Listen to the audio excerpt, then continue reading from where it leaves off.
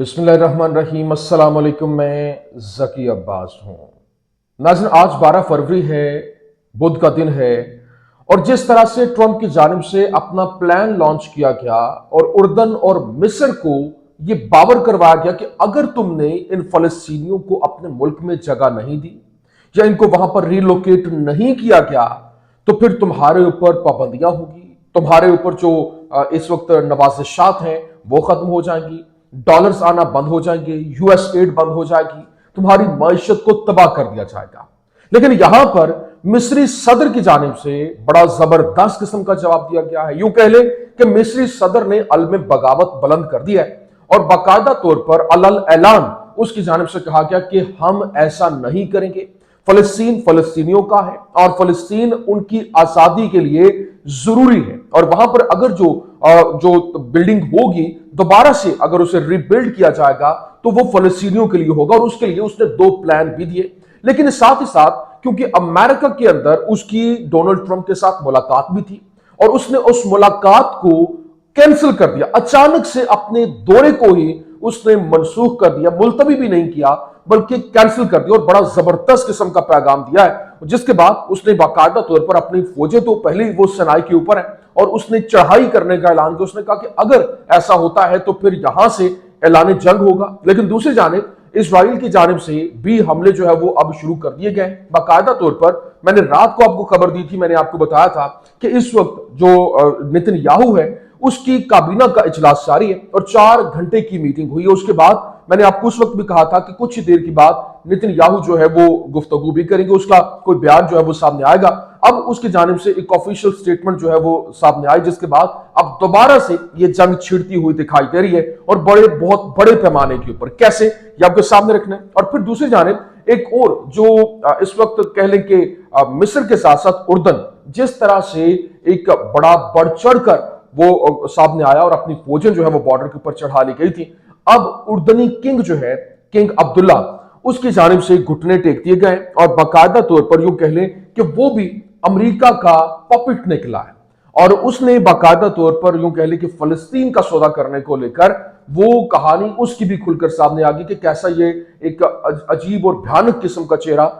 खुलकर सामने आ गया कि कैसे आप अपनों की पीठ में वार करते हैं और ये कैसे हुआ है, किस तरीके से उसको एक धमकी लगाई गई और उसके फेशियल एक्सप्रेशन जो है वो ही बदल गए। तो ये क्या मामला, तमाम तो डिटेल्स वन बाय वन आपके सामने रखते हैं। अच्छा नाज़रीन, सबसे पहले तो मिस्री सदर के हवाले से मैं आपको बता दूं। देखिए,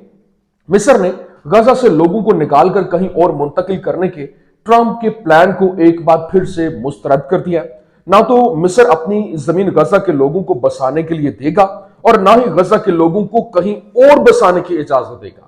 ये मिस्र की जानिब से अपना ऑफिशियल स्टैंड जो है वो रखा गया और लगता है कि मिस्र ने अब हतमी फैसला कर लिया है, चाहे इसकी कोई भी कीमत अदा करना पड़े। काश सारे मुसलमान इस तरह से इकट्ठे हो जाएं और मुश्तरका इत्तेहाद बनाकर ट्रंप नेतन्याहू के मंसूबे जो है उनको वहां पर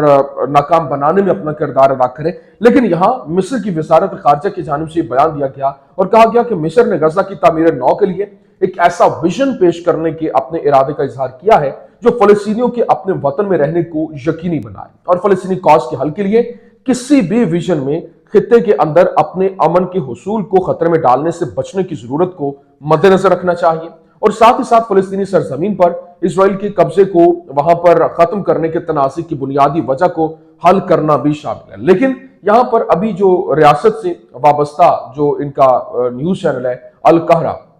उसने मिस्री इजराइल का हवाला देते हुए कहा कि मिस्र ने गजा के रिहायशियों को दोबारा आबाद करने के अपने मुस्तरद होने का जो उन्होंने इस प्लान को मुस्तरद किया और मुस्तरद करने का इरादा किया और इसको अपने साबित कदम रहने का ऐलान किया। और ना सिर्फ ये बल्कि उन्होंने कहा कि हम यकीनी बनाएंगे कि जो फलस्तीनी है वो अपनी सरजमीन पर रहें, उन्हें किसी और जगह पर मुंतकिल न किया जाए। जबकि मिस्र ने गजा के रिहायशियों के लिए जमीन मुख्तस करने की किसी भी जो तजवीज को मुस्तरद करने का ऐलान किया है और फिर बहरान की किसी भी हल के लिए इस बात को यकीनी बनाने के लिए कहा कि गजा के बाशिंदे जो है वो अपनी सरजमीन के अंदर रहें। और उन्होंने कहा कि इस मामले पर इजरायली और अमरीकी हुकाम के बयानात पर अदम इत्मीनान का इजहार करते हैं। लेकिन मिस्र ने गजा के रिहायशियों के लिए जमीन मुख्तस करने की तजवीज जो है उसके ऊपर यूं कह लें कि दरवाजा मुकम्मल तौर पर बंद कर दिया है। ऑन क्लोज डोर्स اور پھر مصر نے تصدیق کی کہ وہ غزہ کے رہائشیوں کو رہنے کے لیے زمین مختص نہیں کرے گا۔ قاہرہ اسرائیل اور امریکہ کے بیانات پر ناراض ہے اور اس نے واشنگٹن کو واضح طور پر پیغام دیا ہے۔ مصر نے غزہ کے حوالے سے 3 تجاویز کو مسترد کر دیا اور تمام نقل مکانی اور واپسی کا جو ان کا ایک حق دینے کا اعلان ان کو کیا گیا تھا اس نے اس کو بھی مسترد کر دیا، اور نہ صرف یہ، اس کے اوپر بڑا زبردست قسم کا رد عمل آیا، اور وہ رد عمل جو ہے وہ ٹرمپ کے سامنے جو ہے وہ یوں کہہ لیں کہ جو ملاقات تھی وہ اچانک وہ دورہ منسوخ کر کے سامنے آیا، اور کیونکہ مصری صدر کی جانب سے جنرل سیسی اس نے امریکہ کا دورہ کرنا تھا، لیکن اس نے وہ امریکہ کا دورہ نہیں کیا اور اس نے وہ روک دیا اور ایک جیسر دیا کہ ہم اس کے اوپر کسی قسم کی کوئی نیگوسیشن نہیں کریں گے، کوئی بات نہیں کریں گے، کیونکہ ہمارا سٹینس اس کے اوپر کلیئر ہے۔ کیونکہ اس نے اس پلان کو مسترد کر دیا، اس نے اب کہا کہ کوئی بھی قیمت ادا کرنا پڑے، اللہ کرے کہ وہ اس بات کے اوپر ثابت قدم رہے، کیونکہ اسی طرح سے جو جورڈینین کنگ ہے کنگ عبداللہ، اس کی جانب سے بھی بڑی بڑکیں ماری جا رہی تھیں، لیکن وہ پھدکتا ہوا وہاں پر جب پہنچا اور وہاں پر جا کر اس نے جس طریقے سے ایک جو وہاں ڈونلڈ ٹرمپ کے سامنے اپنے جو ہے وہ بچتا ہوا چلا گیا، اور ڈونلڈ ٹرمپ نے صرف ایک آدھ جو ہے وہ وارن کیا، تو اس کے بعد وہاں پر خاموشی اور جی حضوری کا جو آگے راگ اپنا جو ہے وہ شروع کر دیا۔ وہ میں آگے چل کے آپ کو بتاتا ہوں کیسے ہوا۔ لیکن ابھی جو مصری صدر الفتح السیسی ہے اس نے امریکہ کا دورہ ملتوی کر دیا اور مصر کے بارے ٹرمپ پلان کو بھی مسترد کرنے کا جو ہے وہ اعلان کیا ہے۔ لیکن اگر ہفتے تک جو ہے وہ قیدی رہا نہ کیے گئے فلسطینی ریاست کی جانب سے، فلسطینی مزاحمت کی جانب سے، تو اس حوالے سے باقاعدہ طور پر جو نتن یاہو ہے اس کی جانب سے کہا گیا کہ وہ پھر اپنی غزہ جنگ بندی ڈیل ختم کر دے گا اور اسرائیلی فوجیں لڑائی کے لیے غزہ میں داخل ہو جائیں گی، اور اسرائیلی وزیر اعظم نتن یاہو کی جانب سے جو ٹرمپ کے بعد یہ غزہ کو باقاعدہ طور پر وارن کیا گیا ہے، اور اس نے کہا کہ یہ تب تک جو ہے وہ پھر یہ جنگ رہے گی جب تک حماس کا مکمل طور پر خاتمہ نہیں ہو جاتا۔ اور پھر ابھی کیونکہ وہاں پر مصر کی جانب سے اپنی فوجیں تو چڑھائی گئی ہیں اور یہ لڑائی مزید یہاں پر بھی شدت اختیار کرتی ہوئی دکھائی دے رہی ہے، اور اس نے اپنے سینائی کے اوپر فوجیں چڑھانے کے بعد یہ دونوں آمنے سامنے اب آتے ہوئے دکھائی دے رہے ہیں کہ ایک یہ خطرناک قسم کی لڑائی جو ہے وہ چھڑتی یہاں پر دکھائی دے رہی ہے۔ لیکن دوسری جانب ابھی ٹرمپ کے سامنے سر جھکا کر غزہ کے لوگوں کو بے دخل کرنے کی حمایت کرنے پر اردن کے بادشاہ کنگ عبداللہ کو عالم عرب کے اندر اور سوشل میڈیا کے اوپر شدید تنقید کا سامنا بھی ہے۔ کیونکہ امریکی صدر ٹرمپ کے حوالے سے اردن کے بادشاہ عبداللہ جو ہے وہ کنگ عبداللہ اس سے ملاقات کرتے ہوئے جو ہے وہ بات ہوئی، اور اس نے کہا کہ ہم اسے باقاعدہ ٹرمپ نے کیا کہا؟ ٹرمپ نے کہا کہ ہم اسے حاصل کرنے والے ہیں اور ہم اسے رکھنے والے ہیں، اور کوئی بھی اس پر سوال نہیں اٹھائے گا، ہمارے پاس وہاں بہت سی اچھی چیزیں ہوں گی بشمول ہوٹلز۔ اور نہ صرف یہ بلکہ آگے کنگ عبداللہ کو جو پوچھا گیا سوال کہ کنگ امریکہ کی غزہ پر کنٹرول کے بارے میں آپ کو کیا لگتا ہے، تو شاہ عبداللہ نے کہا یہ وہ چیز ہے جس پر بحث کرنے کے لیے بطور عرب ہم امریکہ آئیں گے، ہم آپشنز پر بات کریں گے۔ سوال ہوا کس اختیار کے تحت لیں، یہ خود مختار علاقہ ہے۔ ڈونلڈ ٹرمپ نے کہا کہ امریکی اختیار کے تحت۔ اب خود اندازہ کریں کہ ڈونلڈ ٹرمپ اپنی پوری کی پوری پلاننگ جو ہے وہ دے چکا ہے، اور کس طریقے سے یہ سارے کا سارا عمل درآمد ہونا ہے وہ ساری چیزیں کھل کر سامنے آ چکی۔ لیکن اردنی کنگ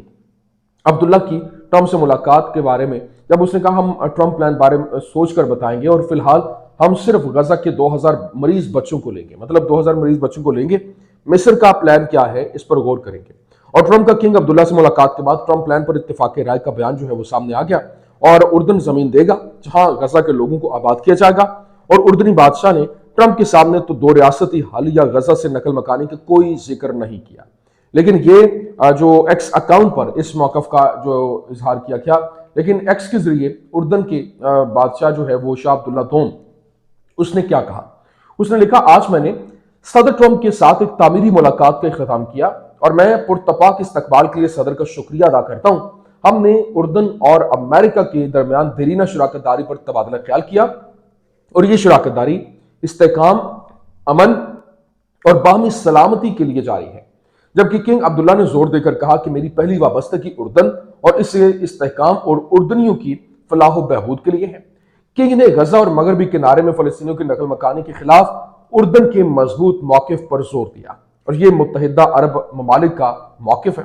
2 ریاستی حل پر مبنی منصفانہ امن کا حصول علاقائی استحکام کو یقینی بنانے کا طریقہ ہے، اور اس کے لیے امریکی قیادت کی ضرورت ہے۔ صدر ٹرمپ امن پسند ہے اور اس نے غزہ میں جنگ بندی کو یقینی بنانے میں کردار ادا کیا ہے۔ آپ خود اندازہ کریں